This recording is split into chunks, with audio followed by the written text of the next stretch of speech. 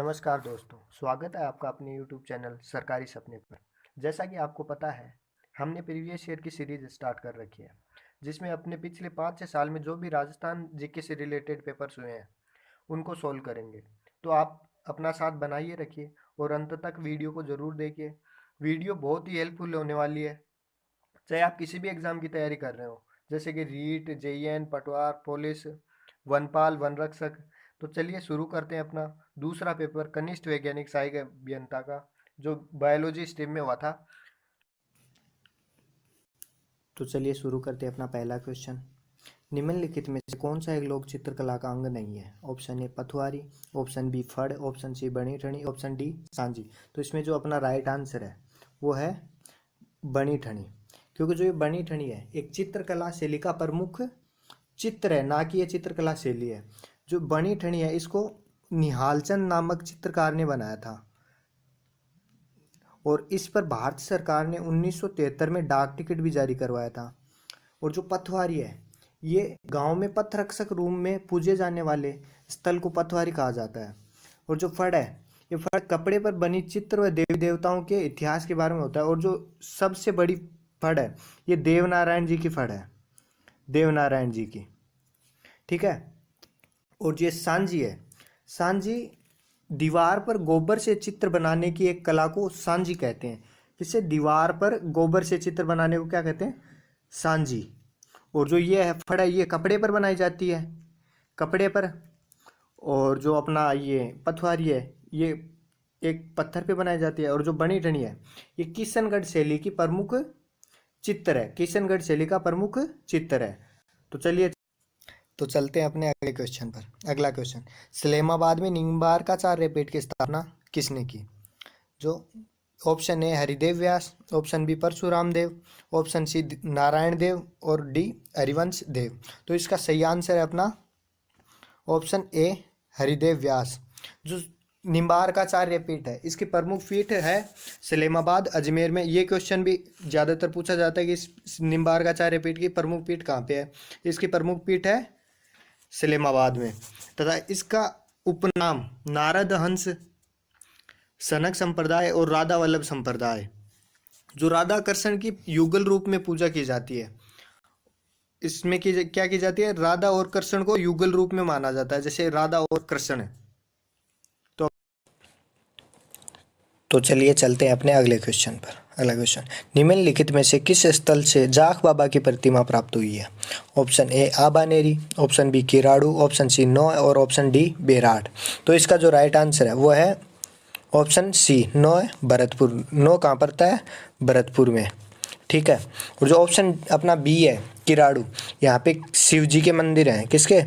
शिव जी के मंदिर, शिव मंदिर, जो को इनको राजस्थान का खजुराहो भी कहा जाता है, क्योंकि यहाँ पे अर्धनग्न मूर्तियाँ प्राप्त हुई हैं। जो अर्धनग्न मूर्तियाँ हैं ये राजस्थान में 3 जगह प्राप्त हुई हैं, जैसे एक की किराड़ू में, ठीक है, किराड़ू में, और दूसरा भंड देवरा बारा में, ठीक है। और अपना जो थर्ड है वो है जगत अंबिका आहड़ उदयपुर में। इसको भी, यहाँ पे भी अर्धनग्न मूर्तियां हैं तथा इसको मेवाड़ का खजुराहो कहा जाता है। तो चलिए चलते हैं अपने अगले क्वेश्चन पर। अगला क्वेश्चन, अकबर द्वारा मानसिंह को निम्नलिखित में से कौन से मुगल प्रांतों का सूबेदार नियुक्त किया गया? सूबेदार मतलब कि राज्यपाल नियुक्त किया गया। तो अपन ऑप्शन देखते हैं। ऑप्शन ए काबुल, 2 बिहार, 3 बंगाल और 4 गुजरात। जो इसमें अपना जो राइट आंसर है, जो मानसिंह को जो सूबेदार बनाया गया था, ये ऑप्शन ए काबुल का, 2 बिहार का और 3 बंगाल का। इनको 3 प्रांतों का राज्यपाल बनाया गया था। ऑप्शन अपना क्या हो गया सही? ए, ऑप्शन ए राइट है अपना, ठीक है। जो मान सिंह था, मिर्जा राजा मान सिंह, इसको अकबर ने एक उपाधि दी थी, किसकी? फरजंद की, जिसका मतलब होता है पुत्र। इसको एक फरजंद की उपाधि दी थी। तथा जो ये जब मिर्जा राजा मान सिंह था ये बंगाल अभियान पर गया था, तो वो यहाँ से एक मूर्ति लेके आया था, किसकी? शिला माता की मूर्ति। और इसका अभी मंदिर भी बनवाया था उसने कालांतर में, कहाँ? आमेर दुर्ग में, ठीक है। तो अपना अगला क्वेश्चन है, वागड़ के परमार राजवंश की राजधानी कहाँ थी? Option A Chandravati, option B Arthuna, option C Malwa, option D Jalore. तो इसका राइट आंसर है वो है ऑप्शन बी अर्थुणा। परमार राजवंश की प्रमुख राजधानी कहाँ थी? अर्थुणा में। तो चलिए चलते हैं अपने अगले क्वेश्चन नंबर 6। गोसुंडी अभिलेख कौन सी भाषा में लिखे गए थे? तो अपने को बताना है कि जो गोसुंडी अभिलेख थे वो कौन सी भाषा में लिखे गए थे। Option A Rajasthani, option B Sanskrit, option C Pali और डी प्राकृत। जो इसका जो राइट आंसर है वो है ऑप्शन बी संस्कृत भाषा में। जो राजस्थान में जितने भी अभिलेख प्राप्त हुए हैं वो सारे ज़्यादातर किस में लिखे गए हैं? संस्कृत भाषा में।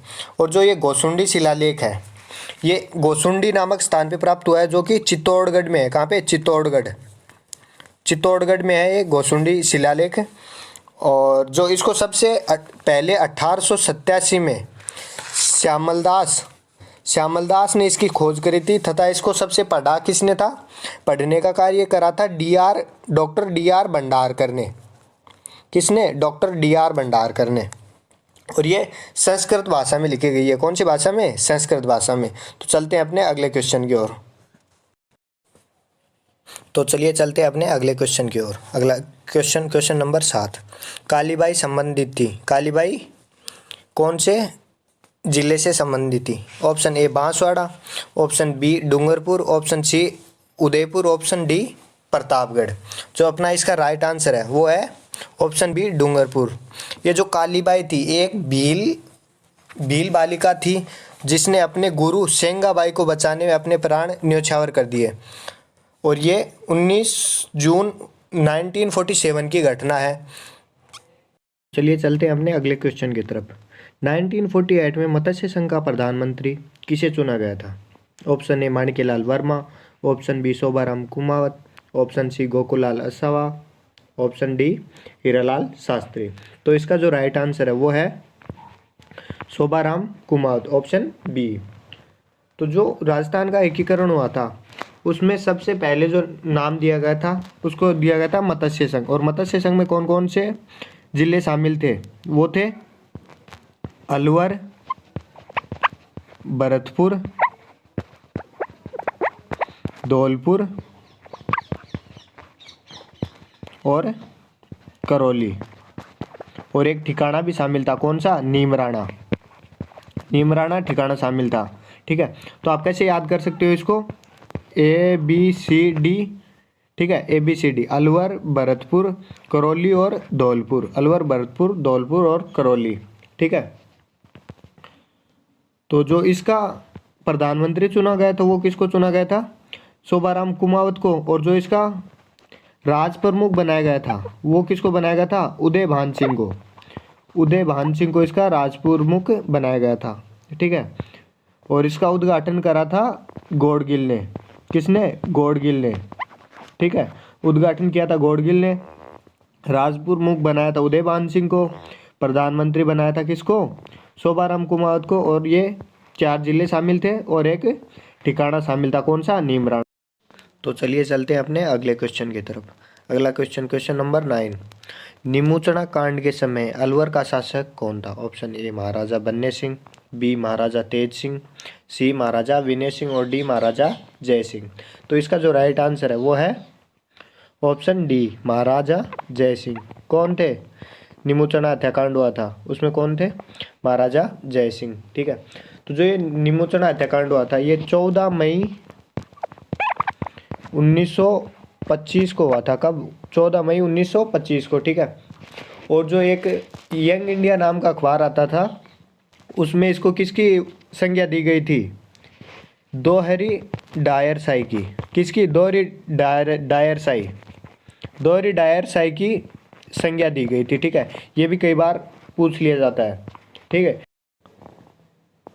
तो चलिए चलते हैं अपने अगले क्वेश्चन की तरफ। Question number 10। राजस्थान की कौन सी देशी रियासत ने ब्रिटिश सरकार के साथ सबसे अंत में प्रत्यार्पण संधि की थी? Option A Sirohi, option B Kota, option C Jaisalmer और डी भरतपुर। तो अपना जो राइट आंसर है वो है सिरोही। जो सिरोही ने सबसे अंत में संधि करी थी। और ये कब करी थी? 11 सितंबर 1823 में। कब है? 11 सितंबर 1823 में। और जो ये जैसलमेर है, जैसलमेर थी सेकंड लास्ट। तो जैसलमेर ने कब करी थी? 12 दिसंबर को 1818 में, ठीक है। कब? 12 दिसंबर 1818 में। और जो कोटा, कोटा ने कब करी थी? 1817 में। कब? 1817 में कोटा ने करी थी, ठीक है। और जो सबसे पहली, आपसे कभी कभार सबसे पहली भी पूछ लिया जाता है, तो सबसे पहले करी थी अलवर ने। चलते हैं अपने अगले क्वेश्चन की तरफ। क्वेश्चन नंबर 11, भवानी साय शर्मा राजस्थान के स्वतंत्रता सेनानी संबंधित थे। Option A Alwar, option B Jaipur, C Bharatpur और डी दौसा। तो जो इसका राइट आंसर है वो है ऑप्शन ए। जो भवानी साय शर्मा थे ये अलवर से संबंधित थे। कहाँ से? अलवर से। जो 1932 में, कब? 1932 में इनको जेल भी हुई थी, इनको जेल हुई थी 1932 में। और ये अलवर से संबंधित है। कहाँ से? अलवर से। और ये डेट याद रखना, 1932 में उनको जेल हुई थी। तो चलिए चलते हैं हमने अगले क्वेश्चन की तरफ। क्वेश्चन नंबर 12, पर्यटन स्थल अचलगढ़ स्थित है। Option A Udaipur, option B Sirohi, option C Rajsamand और ऑप्शन डी चित्तौड़गढ़। तो जो अपना इसका राइट आंसर है वो है ऑप्शन बी। क्या? Option B Sirohi. का अचलगढ़ कहाँ स्थित है? सिरोही में। और एक अचलगढ़ नाम की सिरोही में क्या है? पहाड़ी भी है। अचलगढ़ नाम की एक पहाड़ी भी है सिरोही में, जिसकी ऊंचाई है अपनी 1380 मीटर, ठीक है, 1380 मीटर। और जो सिरोही है, सिरोही में दो और पहाड़ियाँ स्थित हैं जो सबसे बड़ी हैं, ठीक है। एक तो गुरु शिखर, गुरु शिखर, और एक है शेर, शेर। ये दोनों भी कहाँ स्थित है? सिरोही में स्थित है, ठीक है। और ये जो गुरु शिखर ये राजस्थान की सबसे ऊंची चोटी है, और शेर है वो सेकंड नंबर पे है। जो शेर है इसकी ऊंचाई है 1597 मीटर, और जो ये गुरु शिखर है इसकी ऊंचाई है 1722 मीटर। तो आप ये भी याद रखना कि जो ये राजस्थान की सबसे ऊंची पहाड़ियाँ हैं ये भी बहुत बार पूछ ली जाती हैं, ठीक है। तो चलिए चलते हैं अपने अगले क्वेश्चन की तरफ। क्वेश्चन नंबर 13, उस समुच्चय को चुनिए जिसके सभी शहरों में सवाई सिंह द्वितीय द्वारा निर्मित वेधशालाएं हैं। तो जो ये सवाई सिंह थे ये जयपुर के महाराजा थे। कहाँ के? जयपुर के। और उन्होंने 5 शहरों में 5 वेधशालाओं का निर्माण करवाया। वो कौन कौन सी थी? सबसे पुरानी थी वो थी दिल्ली, उसके बाद उज्जैन, उज्जैन के बाद बनारस, बनारस के बाद मथुरा, ठीक है। उसके बाद मथुरा के बाद आती है जयपुर, ठीक है। तो जो ये जयपुर है, जयपुर को 2010 में वर्ल्ड हेरिटेज की सूची में शामिल किया गया था। किसमें? वर्ल्ड हेरिटेज की सूची में शामिल किया गया था। ये क्वेश्चन भी बहुत बार पूछा जाता है कि इनमें से कौन सी को वर्ल्ड हेरिटेज की सूची में शामिल किया गया था। तो इस हिसाब से अपना राइट आंसर कौन सा हो जाएगा? Option C is the right answer, ठीक है। तो चलिए चलते हैं अपने अगले क्वेश्चन की ओर। क्वेश्चन नंबर 14, राजस्थान में निम्नलिखित में से कौन सा त्यौहार श्रावण मास में नहीं मनाया जाता? तो जो इसका ऑप्शन ए है ऑप्शन ऊप छठ, बी बड़ी तीज, सी रक्षाबंधन और डी नाग पंचमी। तो ठीक है, तो ऑप्शन ए ऊप छठ। ऊप छठ कब मनाया जाता है? ये भाद्रपद में मनाया जाता है, ठीक है, भाद्रपद में। और जो बी है, बी बड़ी तीज, ये कब मनाया जाता है? ये भी भाद्रपद में मनाया जाता है, ठीक है। ऊप छठ बड़ी तीज ये भाद्रपद में, और जो रक्षाबंधन है ये कब? श्रावण में, ठीक है, ये श्रावण में। और डी ये भी अपना श्रावण में मनाया जाता है। तो क्वेश्चन के हिसाब से तो इसमें अपने जो आंसर राइट होंगे वो ए और बी दोनों राइट होंगे, क्योंकि ये दोनों श्रावण में नहीं मनाए जाते, ठीक है। तो इस हिसाब से, और जो ये अपनी बड़ी तीज है ये कहाँ की प्रसिद्ध है? ये क्वेश्चन भी बहुत बार पूछा जाता है। तो ये बड़ी तीज कहाँ की प्रसिद्ध है? बूंदी की, ठीक है। ये भी याद रखना, बड़ी तीज बूंदी की प्रसिद्ध है।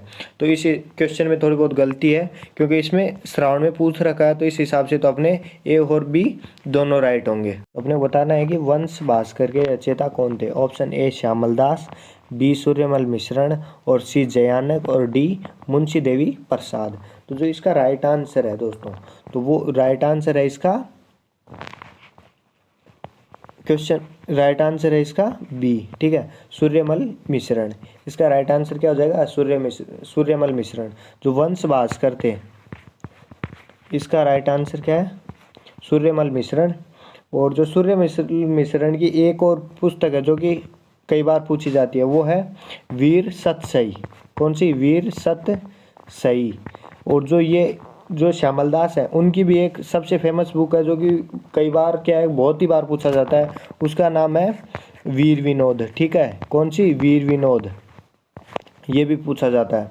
और जयानक, जयानक की भी खूब सारी पुस्तकें हैं वैसे तो इनकी जो फेमस पुस्तक है वो है पृथ्वीराज विजय। कौन सी? पृथ्वीराज विजय। इनकी जो पुस्तक है वो है पृथ्वीराज विजय। और जो मुंशी देवी प्रसाद है, इन्होंने भी बहुत बहुत सारी पुस्तकें लिखी हैं। उसमें से है एक अकबरनामा, अकबरनामा, ठीक है अकबरनामा, हुमायूंनामा, जहांगीरनामा, ये करके इनके भी बहुत सारी पुस्तकें हैं, तो आप ये भी याद कर लेना। ठीक है, अपना अगला क्वेश्चन है क्वेश्चन नंबर 16। तो क्वेश्चन नंबर 16 क्या है? निम्नलिखित में से कौन सा वृक्ष बीड़ी बनाने में काम आता है? ठीक है, ऑप्शन ए तेंदू, option B Banswara, option C खस और ऑप्शन डी नीम। तो जो इसका राइट आंसर है दोस्तों वो है ऑप्शन ए। जो ये तेंदू है, तेंदू किस काम आता है? बीड़ी बनाने में। ठीक है, बीड़ी बनाने में। ठीक है, और जो बांस है, बांस का तो आपको पता है क्या है, बीड़ी बनाएंगे, नॉर्मल क्वेश्चन है तो। और जो बांस है, बांस को एक बात बता देता हूँ आपको, बांस को आदिवासियों का हरा सोना भी कहा जाता है। ठीक है, आदिवासियों का हरा सोना। ठीक है, नीम, नीम नॉर्मल आप जानते ही होंगे, क्योंकि ये औषधीय गुण की वजह से, औषधीय गुण होते हैं इसमें। ठीक है, और ये खस है, खस एक सुगंधित घास है। क्या है? सुगंधित घास। ये क्वेश्चन भी बहुत बार पूछा जाता है कि खस कहाँ प्राप्त होती है, तो आपको ये बता देता हूँ कि खस है ना भरतपुर, भरतपुर, टोंक और सवाई माधोपुर। तो ये क्वेश्चन दोस्तों, ये तेंदू का और ये खस का, ये दोनों ही क्वेश्चन इंपॉर्टेंट है। जो खस वाला है, खस कहाँ पाया जाता है? ये एक तो सुगंधित घास है, और दूसरी ये भरतपुर, टोंक और सवाई माधोपुर में पाई जाती है, और तेंदू से बीड़ी बनाई जाती है। तो ये दोनों क्वेश्चन मोस्ट इंपॉर्टेंट है। ठीक है, अपना अगला क्वेश्चन है क्वेश्चन नंबर 17। रेह, कल्लर एवं उसर किस मृदा के उपनाम है? तो अपने को बताना है कि ये जो रे, कलर, उसर है ये किस मृदा के उपनाम है। ऑप्शन ए लवणीय, ऑप्शन बी काली मृदा, ऑप्शन सी लाल मृदा और ऑप्शन डी जलोढ़ मृदा। तो अपने को बताना है कि ये किस मृदा के उपनाम है। तो इसका राइट आंसर दोस्तों है वो है ऑप्शन ए लवणीय।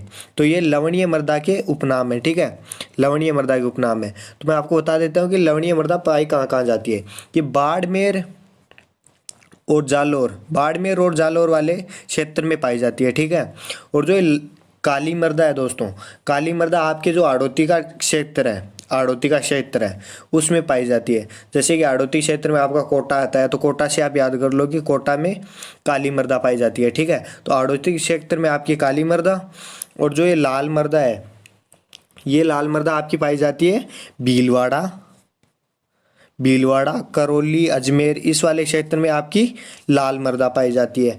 और जो ये जलोढ़ मृदा है, जलोढ़ मृदा कौन कौन से एरिया जिले में पाई जाती है? ये आपकी जयपुर, जयपुर, अजमेर, अलवर, टोंक, भरतपुर, धौलपुर। ठीक है, भरतपुर सॉरी नहीं, धौलपुर, टोंक, अलवर, जयपुर, इन वाले क्षेत्र में कौन सी पाई जाती है? जलोढ़ मृदा। तो अपना अगला क्वेश्चन है क्वेश्चन नंबर 18। तो इसमें अपने को क्या बताना है? राजस्थान में मावट किसका स्थानीय नाम है? ठीक है, तो अपने को बताना है कि मावट क्या है। तो आपको बता देता हूँ कि मावट एक, ऑप्शन ए है पर्वतीय वनस्पति, ऑप्शन बी मरुस्थलीय मृदा, ऑप्शन सी शीतकालीन वर्षा, ऑप्शन डी स्थानांतरित कृषि। जो इसका राइट आंसर है दोस्तों वो है अपना ऑप्शन सी। क्या है? ये मावट एक प्रकार की क्या है? वर्षा। मावट क्या है? एक प्रकार की वर्षा है, और ये शीत ऋतु में होती है। ठीक है, और एक जो इसका मेन पूछा जाता है वो पूछा है कि ये किसकी वजह से होती है। तो ये पश्चिमी विक्षोभों की वजह से होती है। किसकी वजह से? पश्चिमी विक्षोभ। ठीक है, पश्चिमी विक्षोभ की वजह से ये होती है। ठीक, पश्चिमी विक्षोभ की वजह से होती है, और ये शीतकालीन वर्षा है। ठीक है, और इसको एक गोल्डन ड्रॉप्स भी बोलते हैं। ठीक है, गोल्डन ड्रॉप्स, ये भी याद रखना, इसको गोल्डन ड्रॉप्स भी बोलते हैं। तो दोस्तों अपना अगला क्वेश्चन है क्वेश्चन नंबर 19। तो राजस्थान में मुख्यमंत्री सड़क योजना किस वर्ष में लागू की गई थी? Option A 2002, option B 2005, option C 2007, option D 2010। तो जो इसका राइट आंसर है दोस्तों वो है ऑप्शन बी। ठीक है, कौन सा? दो, ऑप्शन बी। ये ऑप्शन है बी।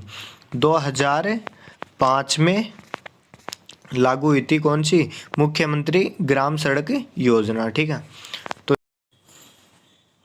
तो अपना अगला क्वेश्चन है क्वेश्चन नंबर 20। जम्मू और रामगढ़ अभ्यारण्य राजस्थान के किस जिले में स्थित है? Option A Udaipur, option B Jaipur, option C Jhalawar, D Hanumangarh. तो इसका जो राइट आंसर है दोस्तों वो है जयपुर। ठीक है, जो ये जम्मू और रामगढ़ अभ्यारण्य ये कहाँ स्थित है? आमेर जयपुर में। ठीक है, यहाँ पे आपका एक मंदिर भी स्थित है, उसका क्या नाम है? जमुआई माता का मंदिर। कौन सा? जमुआई माता का मंदिर। ठीक है, तो अपना अगला क्वेश्चन है क्वेश्चन नंबर 21। राजस्थान के प्रथम जैविक उद्यान का नाम बताइए। Option A Nahargarh, option B Shergarh, option C Akalwood और डी वन विहार। तो जो इसका राइट आंसर है दोस्तों वो है ऑप्शन ए। ठीक है, कौन सा? Option A Nahargarh. ठीक है, इसका राइट आंसर है नाहरगढ़। नाहरगढ़ प्रथम जैविक उद्यान है। ठीक है, और जो शेरगढ़ है इसका भी बता देता हूँ, ये शेरगढ़ कहाँ पड़ता है? बारां में। कहाँ? बारां में। ठीक है, और ये शेरगढ़ में इसको सांपों की शरण स्थली भी कहते हैं, सांपों की शरण स्थली। ठीक है, और वन विहार ये पड़ता है आपका धौलपुर में, वन विहार धौलपुर में। और जो ये आकलवुड है ये पड़ता है आपका जैसलमेर में। कहाँ? जैसलमेर। तो अपना अगला क्वेश्चन है क्वेश्चन नंबर 22। निम्न में से एक कौन सा एक युग्म सही सुमेलित नहीं है? तो एक तरफ दिया है अपने को खनिज और दूसरी तरफ खनन क्षेत्र। तो ए में तांबा जो कि बिल्कुल सही है। तांबा कहाँ पाया जाता है? खेतड़ी, झुंझुनू और अपना अलवर की खोद दरिबा खान में। कहाँ? अलवर की खोद दरिबा में। ठीक है, और जो ये है अपना ऑप्शन बी लो आयशक मोरिजा बानोला, ये भी सही है। ये कहाँ पर? मोरिजा बानोला कहाँ है? अपनी जयपुर में। कहाँ? जयपुर में। ठीक है, और ये भी सही है लो आयशक। और टंगस्टन कहाँ पाया जाता है आपका? ये ऑप्शन गलत है। कौन सा ऑप्शन? टंगस्टन आपको पाया जाता है आपका डेगाना बाकरी जो कि कहाँ पे है? नागौर में। कहाँ? नागौर में। तो आपका सही आंसर क्या हो जाएगा? सी। सही आंसर क्या हो जाएगा? सी। जो टंगस्टन कहाँ पाया जाता है? डेगाना बाकरी में जो कि नागौर में है इसकी खान। ठीक है, वो ऑप्शन डी अपना क्या है? सीसा। और सीसा जस्ता की अपनी फेमस खान है जावर जो कि उदयपुर में है। कहाँ? उदयपुर में जावर की। और ये जावर की खान में चांदी भी निकाली जाती है। क्या?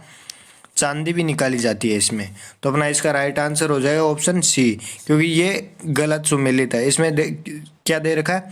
पलाना दे रखा है। जो पलाना है, पलाना में क्या निकलता है? कोयला। और ये बीकानेर में है पलाना, और ये कोयले की सबसे बड़ी खान है। क्या है? यहाँ सबसे ज़्यादा भंडारण होता है कोयले का। तो चलिए चलते हैं अगले क्वेश्चन की ओर। राजस्थान में 20वीं पशु गणना जो कि 2017 में हुई थी के अनुसार निम्न में से कौन सा संख्या में सर्वाधिक है? ऑप्शन ए ऊंट, ऑप्शन बी भेड़, ऑप्शन सी गाय और ऑप्शन डी बकरियां। तो जो इसका राइट आंसर है दोस्तों वो है बकरियां। इसका राइट आंसर क्या हो जाएगा? बकरियां। जो राजस्थान में जो पशुधन सर्वाधिक पाया जाता है वो कौन सा है? बकरियां। ठीक है, अगला क्वेश्चन है क्वेश्चन नंबर 24। राजेंद्र सिंह निम्नलिखित में से किस संस्थान के संस्थापक हैं? ऑप्शन ए जल भागीरथ, ऑप्शन बी तरुण भारत संघ, ऑप्शन सी आर्यग्राम और डी IIHMR। तो इसका राइट आंसर है दोस्तों वो है तरुण भारत संघ। जो राजेंद्र सिंह थे वो किसके संस्थापक थे? तरुण भारत संघ के। अगला क्वेश्चन, राजस्थान राज्य का अक्षांशीय विस्तार है।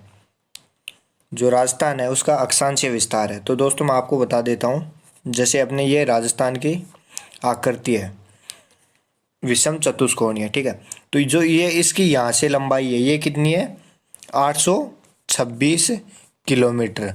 और जो आपकी ये लंबाई है जैसे पश्चिम से पूर्व की ये है आपकी 864 किलोमीटर, ठीक है। और जो आपको पूछ क्या रखा है अक्षांशीय विस्तार, तो अपने को बताना है कि अक्षांशीय विस्तार कितना है। तो जो इसका राइट आंसर है दोस्तों वो है ऑप्शन सी। जो इसका अक्षांशीय विस्तार है वो क्या है 23 डिग्री 3 मिनट से लेके 30 डिग्री 12 मिनट तक, ठीक है। और जो इसका देशांतरीय विस्तार है, देशांतरीय विस्तार कितना है 69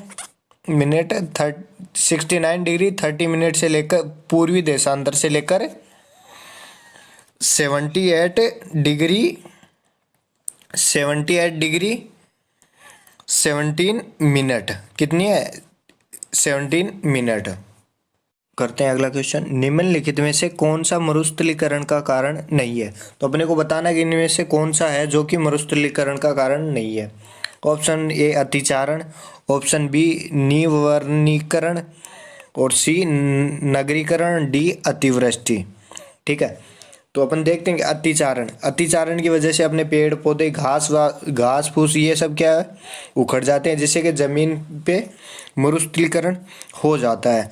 और नगरीकरण की वजह से अपन नए नए घर वगैरह बनाएंगे तो वो पेड़ पौधों को काटेंगे तो उसकी वजह से भी अपना मरुस्थलीकरण होगा, ठीक है। और एक ये सीधा साधा दिया गया निवर्णीकरण, तो अपने मतलब कि डिफॉरेस्टेशन, तो ये भी नहीं है। तो इसका राइट आंसर है वो क्या है अतिवृष्टि। अतिवृष्टि की वजह से अगर वर्षा ज़्यादा होगी तो पेड़ पौधे लगेंगे और पेड़ पौधों में वृद्धि होगी, इस वजह से मरुस्थलीकरण कम होगा, ना कि ये मरुस्थलीकरण का कारण है। तो इसका राइट आंसर हो गया अपना डी। तो चलिए चलते अपने अगले क्वेश्चन की ओर। निम्नलिखित में से कौन सी लिफ्ट नहर इंदिरा गांधी नहर पर बनाई गई पहली लिफ्ट नहर थी? कौन सी पहली लिफ्ट नहर कौन सी थी? तो option A Pokhran, option B Phalodi, option C Kanwar Sen, option D Gajner. तो जो इसका राइट आंसर है दोस्तों वो है अपना ऑप्शन सी। कौन C? Option C Kanwar Sen.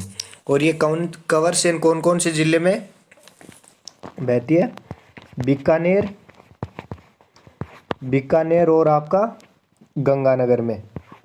Bikaner Ganganagar में चौधरी ये कंवर सेन, और जो पोखरण है ये पोखरण आपकी जोधपुर और जैसलमेर में।